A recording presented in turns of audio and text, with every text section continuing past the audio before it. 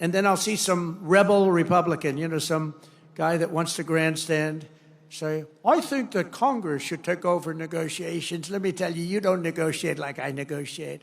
So, of course, the big thing that's been going on right now is the tariff war. And there is a war brewing. It is a trade war. It is a brewing. A lot of countries are coming around. I think Scott Bessent said just in the last 2-3 days, 50 to 70 countries are already willing to negotiate. We're in a bit of a sort of blinking moment with China where we're both raising on each other, and we'll see what happens. But here's Trump talking about how other countries are coming around and that the critics probably just don't like America very much. Our country. And don't let some of these politicians go around saying, because I'm telling you, these countries are calling us up, kissing my ass. They are dying to make a deal. Please, sir, make a deal. I'll do anything. I'll do anything, sir. And then I'll see some rebel Republican, some guy that wants to grandstand, say, I think that Congress should take over negotiations. Let me tell you, you don't negotiate like I negotiate.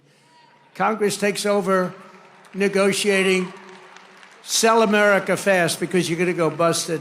But the shrill voices that you're hearing this week about tariffs are the same scoundrels and frauds who never thought twice about when the United States lost 90,000 factories and plants. Think of that, 90,000.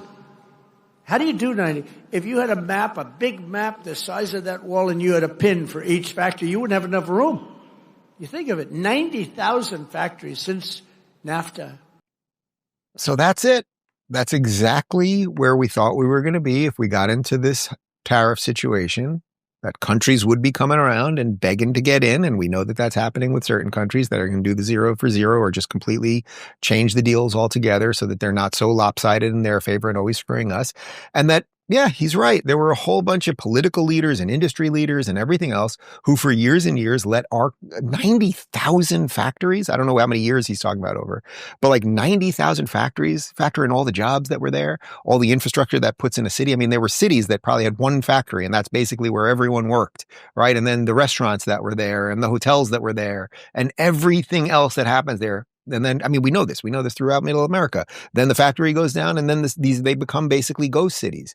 So we're going to fix some of that stuff. And by the way, I'm not sitting here telling you the most Pollyannish version of it, that it's going to be super easy, because a lot of these jobs, people working in mines, like some of that's going to be done by AI and robots and everything else. So it's not as simple as just, okay, we're going to bring these jobs back and magically have people doing these things. There's a lot of things we're going to have to deal with. But either way, dealing with the trade asymmetry first is what you've got to do.